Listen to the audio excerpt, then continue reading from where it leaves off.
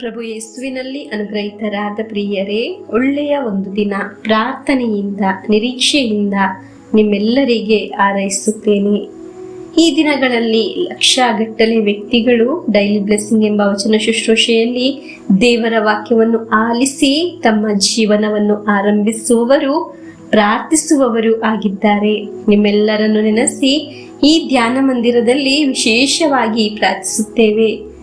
ಈ ವಾಕ್ಯಗಳನ್ನು ಅನೇಕರು ಶೇರ್ ಮಾಡುವುದರಿಂದ ನಮ್ಮನ್ನು ದೇವರು ಅನುಗ್ರಹಗಳನ್ನು ಬಡಿಸುವ ಪಾತ್ರೆಗಳಾಗಿ ಮಾರ್ಪಡಿಸಿದ್ದಾರೆ. ಹಾಲೆಲೂಯಾ. ನಮಗೆ ನಿರೀಕ್ಷೆಯಿಂದ ದೇವರ ವಾಕ್ಯವನ್ನು ಆಲಿಸೋಣ. ಯಾಕೋಬನ ಗ್ರಂಥ 4ನೇ ಅಧ್ಯಾಯ 8ನೇ ವಾಕ್ಯ. ದೇವರ ಸಮೀಪಕ್ಕೆ ಬನ್ನಿ, ಆಗ ಅವರು ನಿಮ್ಮ ಸಮೀಪಕ್ಕೆ ಬರುವರು. ಪಾಪಾತ್ಮರೇ, ನಿಮ್ಮ ಕೈ ಶುದ್ಧವಾಗಿರಲಿ, ಎರಡು ಮನಸ್ಸಿನವರೇ, ನಿಮ್ಮ ಹೃದಯ ನಿರ್ಮಲವಾಗಿರಲಿ. ಪ್ರಿಯರೇ, ದೇವರ ಸಮೀಪದಲ್ಲಿ ಇರುವಾಗ ಒಂದು ವ್ಯಕ್ತಿಗೆ ವೈಯಕ್ತಿಕವಾಗಿ ದೇವರ ಅನುಭವಿಸಲು ಸಾಧ್ಯವಾಗುವುದು. ಅಲ್ಲೆಲೂಯಾ. ಅನೇಕ ವ್ಯಕ್ತಿಗಳು ಅವರ ಒಂದು ಸಂಕಟವಾಗಿದೆ, ನನ್ನನ್ನು ಸಹಾಯ ಮಾಡಲು ಯಾರೂ ಇಲ್ಲವಲ್ಲ, ನನ್ನನ್ನು ಬೆಳೆಸಲು ಯಾರೂ ಇಲ್ಲವಲ್ಲ ಎಂದು. ಪ್ರಿಯರೇ, ಬೇರೆಯವರು ಬೆಳೆಸುವಾಗ ಮಾತ್ರವಲ್ಲ ನಾವು ಬೆಳೆಯುವುದು, ಬೆಳೆಸುವ, ಸಹಾಯ ಮಾಡುವ ದೇವರ ಕರಗಳಲ್ಲಿ ನಮ್ಮನ್ನೇ ನಾವು ಸಮರ್ಪಿಸುವಾಗ ದೇವರಾಗಿದ್ದಾರೆ ನಮ್ಮನ್ನು ಆಧ್ಯಾತ್ಮಿಕವಾಗಿ, ಶಾರೀರಿಕವಾಗಿ, ಭೌತಿಕವಾಗಿ ಬೆಳೆಸುವುದು.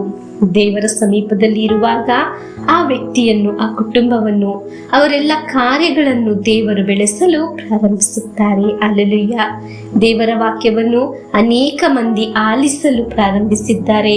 ತಂದೆ ತಾಯಿಯರು, ಮಕ್ಕಳು ಒಬ್ಬೊಬ್ಬರ ಜೀವನವನ್ನು ಆರಂಭಿಸುವುದು ದೇವರ ವಾಕ್ಯವನ್ನು ಆಲಿಸಿ ಆಗಿದೆ. ಪ್ರಿಯರೇ, ನೀವು ದೇವರ ವಾಕ್ಯವನ್ನು ಆಲಿಸಲು ಪ್ರಾರಂಭಿಸುವಾಗ ನೀವು ದೇವರ ಸಮೀಪದಲ್ಲಿದ್ದೀರಿ. ಪ್ರಿಯರೇ, ನಮಗೆ ಆಧ್ಯಾತ್ಮಿಕವಾಗಿ ದೇವರ ಸಮೀಪಕ್ಕೆ ಹೋಗೋಣ. ದೇವರ ಹತ್ತಿರ ಇರುವವರ ಸುತ್ತ ಅಗ್ನಿಯ ಬೇಲಿ ಇರುತ್ತದೆ.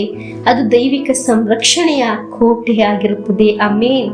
ಅದನ್ನು ಛೇದಿಸಿ ಒಂದು ಕೆಡುಕು, ಒಂದು ಅಂಧಕಾರ ಸ್ವಾಧೀನಕ್ಕೆ ಒಳಗೆ ಬರಲು, ಅದನ್ನು ಸೋಲಿಸಲು ಸಾಧ್ಯವಿಲ್ಲ.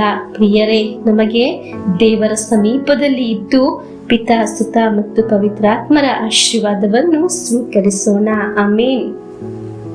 ನಮ್ಮೇ ಪ್ರಭು ಯೇಸು ಕ್ರಿಸ್ತರ ವರಪ್ರಸಾದವು, ದೇವರ ಪ್ರೀತಿಯು, ಪವಿತ್ರಾತ್ಮರ ಅನ್ಯೋನ್ಯತೆಯು ನಿಮ್ಮೊಡನ ಇರಲಿ. ರೋಗದಿಂದ, ಅಪಘಾತದಿಂದ, ವಂಚನೆಯಿಂದ, ನಿರಾಶೆಯಿಂದ ಸ್ವರ್ಗದ ದೇವರು ನಿಮ್ಮನ್ನು ಅದ್ಭುತವಾಗಿ ಸಂರಕ್ಷಿಸಲಿ.